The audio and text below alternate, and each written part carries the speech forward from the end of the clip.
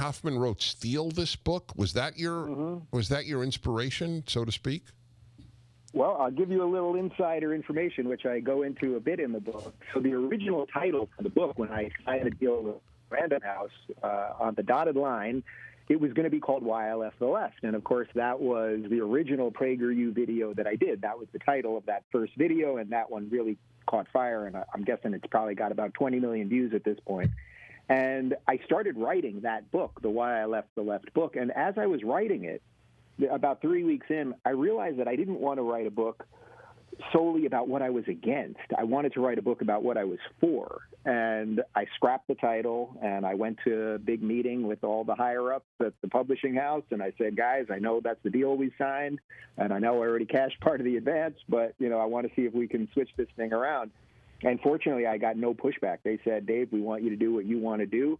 And the idea of Don't Burn This Book actually was that when the book was going to be titled Why I Left the Left, we were going to put a red band around it, like a piece of paper that you'd have to rip to open the book. And it was going to say, Don't Burn This Book. And suddenly we were sitting in the meeting, and it just dawned on all of us like, oh, that's the title. Because the whole point really here is that what I lay out in this book is very common sense. Even for the stuff that, we may disagree on, it's like you can probably see what my logic is. You can probably see that, I'm taking a slightly different position than you on something, but this is common sense stuff, and maybe you've got a better argument, and let's argue it out. I mean, that really is the whole thesis.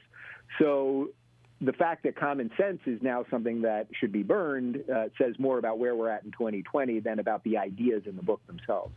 Yes, yeah, I get it. So let's talk for a moment about the crisis we're in. Yeah. If you were president, what would you do? Or governor? Dennis, I as you know, I'm a New Yorker originally. I was born in Brooklyn. I grew up in Long Island. I lived in Manhattan most of my life. I moved to L.A. 7 years ago. So I've only lived in New York and California, Los Angeles, which is sort of funny because I think most of the people who appreciate me, probably like you, most of them happen to be in the middle of the country. I don't know exactly what that says about us, but here we are. I saw this thing last night that Gavin Newsom is now closing all of our beaches as of, I believe, today or tomorrow. And for the first time this week, David and I have been discussing leaving California.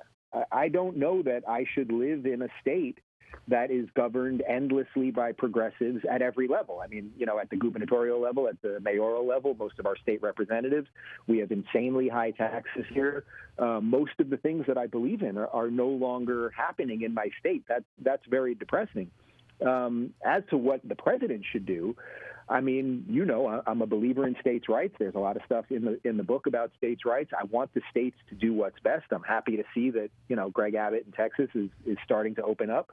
We cannot live like this forever. I know some of your thoughts on it, and the simple fact is we're going to have some risk involved and maybe a second wave and all sorts of stuff, but we cannot live in our houses forever. This is not what America is supposed to be. This is not what any free Western nation is supposed to be. And I'm just feeling very strongly right now that if the states are supposed to do it, which they mostly are, and Trump can help, the federal government can help coordinate and all sorts of stuff and give help where needed. But if the states are supposed to do it, I'm really feeling right now I should live in a state that shares some of my ideals. And that's a kind of depressing reality that I'm in at the moment.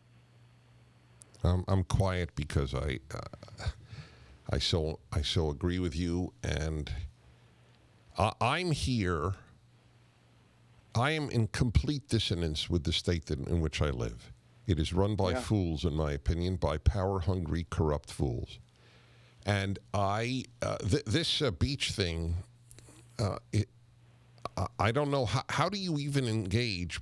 They're closing, I was going to say engage in civil disobedience, because they're closing the parking lots that are adjacent to the beaches. And go on.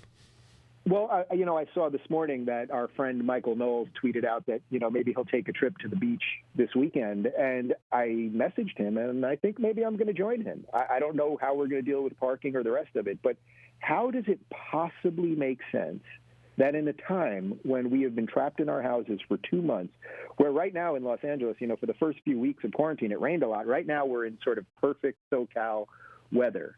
the idea that we can't go to the beach, and then, you can still be responsible at the beach, by the way. I'm not saying we should just unleash everyone at the beach at once and pack it beyond imagination, sort of like, a picture of Santa Monica Beach by the pier on a summer day. But what reasoning would there be that a few people can't show up at the beach, lay their towel out, sit separately from each other, and enjoy nature? I mean, I think you're right in that we have given way too much power to people who love power. If we had a libertarian governor, or let's say a more conservative governor here in California, I suspect they would be doing everything possible to not take these executive actions.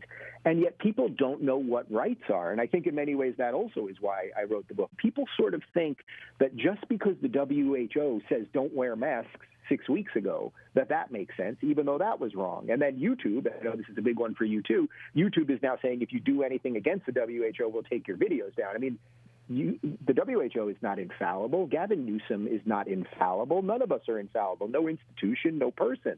The whole idea of science and open inquiry is to find out what is true, not what is just sort of handed down to us by people.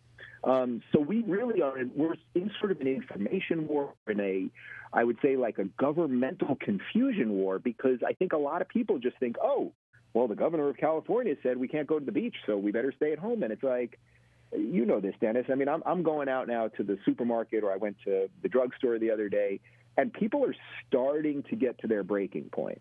And you really can't blame them. It's not that these people are explaining everything well. Did Gavin Newsom explain exactly why this beach situation is the way it has to be? No, he just sort of makes an edict. And then we're all just supposed to sit there and take it. That is so profoundly anti-American. What state would you go to?